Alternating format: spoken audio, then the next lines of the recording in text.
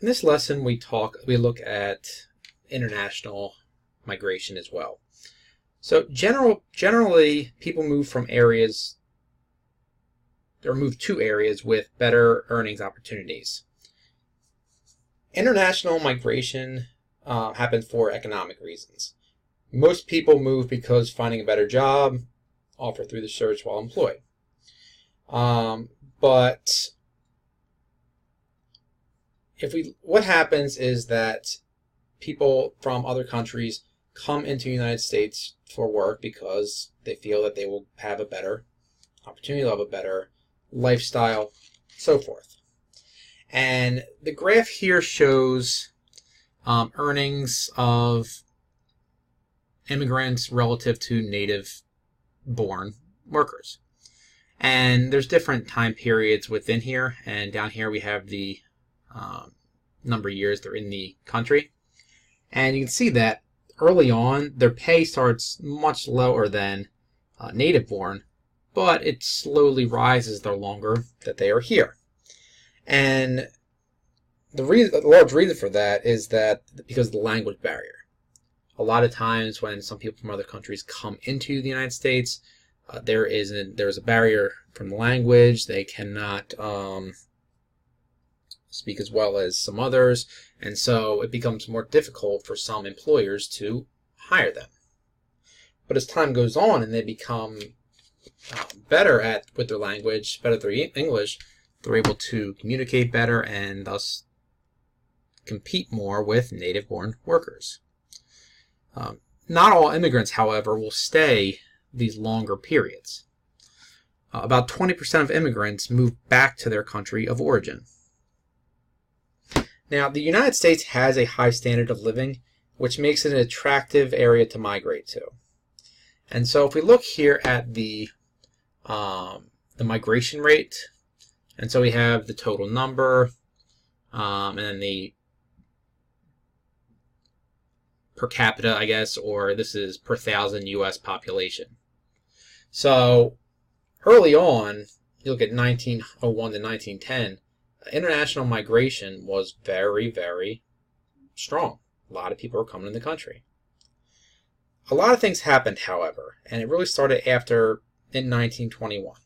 So in 1921, we had the Quota Law, which said there's an annual quota on immigration depending on their nationality.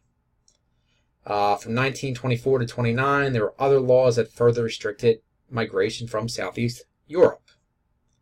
So this shows why, with these restrictions, why the rate of migration went down and the total number as well. After, however, there were some changes. So in 1965, the Immigration and Nationality Act, it abolished the quota system. And after that was abolished, that's where you saw higher numbers of people coming into the country, migrating in, and especially even when you look at the rates. And you can see, however, that the rates were relatively constant through the 2000s. Did dip down in the 2010 to 12 range, which I'm talking about opportunities. Because of the recession, there was a lot of unemployment, so there was less incentive for people to come here to work as opposed to before the recession, when there was a lot of jobs to come for. Let's move now to illegal immigration. So there's two types of illegal immigration. The first type is an immigrant who enters the country legally but overstay or violate the provisions of their visas. These are many times students or visitors. The second type of illegal immigration is immigrants who enter the country illegally. They enter without a visa.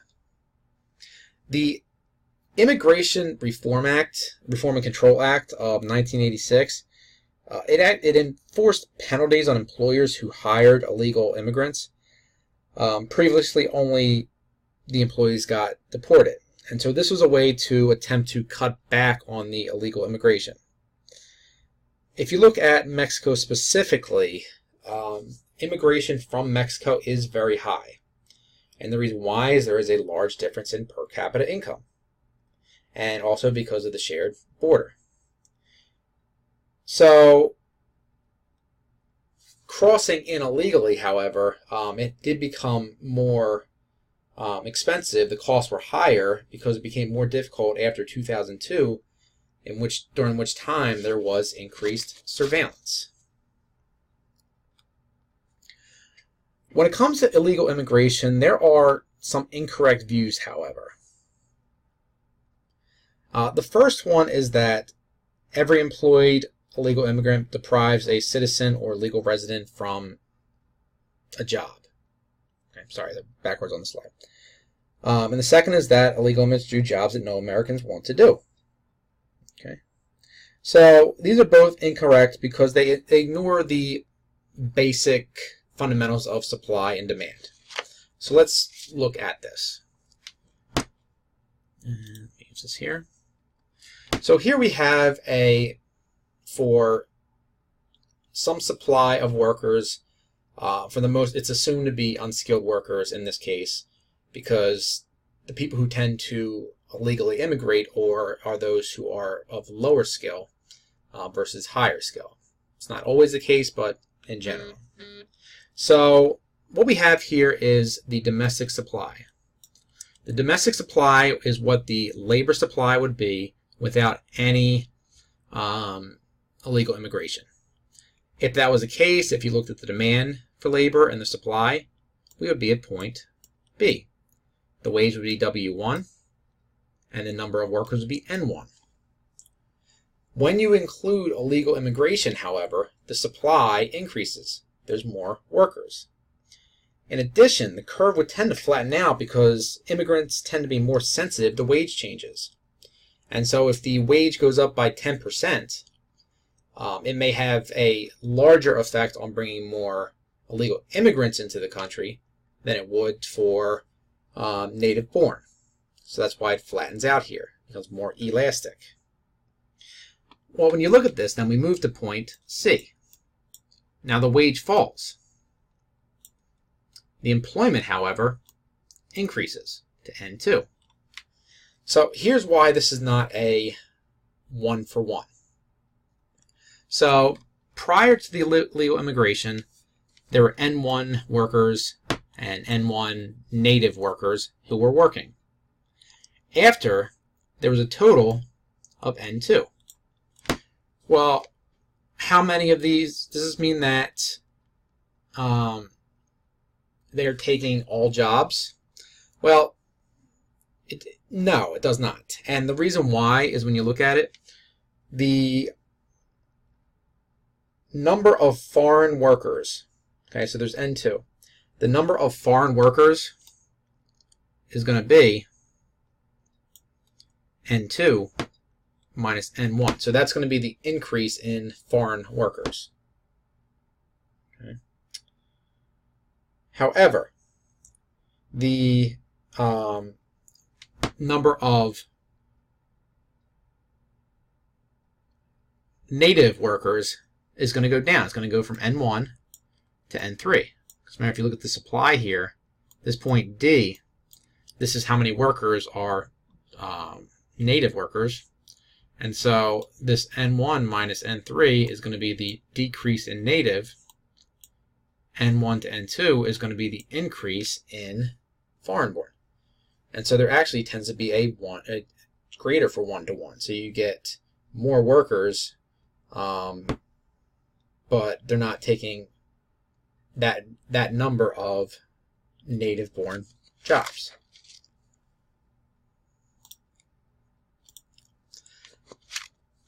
The other thing that some of the views of illegal immigration tend to ignore is the overall levels.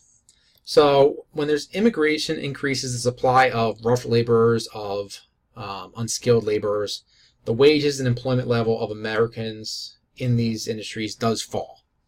So we showed that because of illegal immigration, the number of native-born workers goes from N1 to N3, so it goes down, and the wages go down. They go from W1 to W2. So workers in these industries are negatively affected. Okay. But this does not mean that immigration is bad for the country as a whole or for Americans as a whole. because there are some people that benefit. Now again, the people in this industry, the workers, do experience negative effects. However, there are some people who benefit. First is consumers. Because the cost of labor is going down, the product quantity is going to increase. So there's more units that are going to be produced.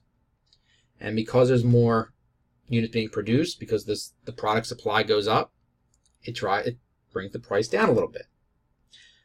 The other benefit is the employers. So with the employers, because the increased profits they're going to be receiving, they can invest more in capital and hire more labor, in theory. So another area that can benefit is the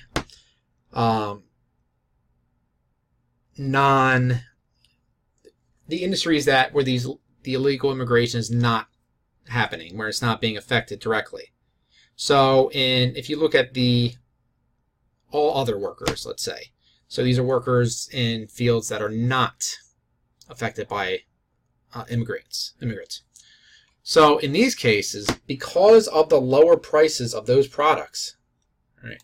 So again, because the wage went down, it became less expensive, supply went up, and so the prices went down of those goods. Because it became cheaper, people now have more disposable income to spend. And that money is going to spill over into these other industries. And so what's going to happen is that the demand is going to increase of these products. And because the demand of the products increases, the demand for labor in these industries is going to go up. And so what's going to happen is that the wage is going to go up, and the number of workers in this industry is going to go up. So obviously there are winners and losers from immigration. The big question, however, is do the gains offset the losses? Well, immigrants both work and they consume. So their actual contribution will depend on how much they add when they consume. The public subsidizes that immigrants can collect but don't pay. All right. So the public assumes that immigrants can collect benefits without paying. What happens, however, what studies have shown is that normally they end up paying more as a whole than they receive. So they pay more in taxes than they receive in benefits from the government. Now the overall effect is unknown, however. But illegal immigration may be likely to increase native incomes more than legal. So basically, overall, the effects are a little bit ambiguous. There's some winners and some losers. But overall, as long as they contribute, as long as they consume more than they receive from the government, or than they send out, rather, then overall, the benefits are going to be positive. But again, there are losers and there are winners in this debate.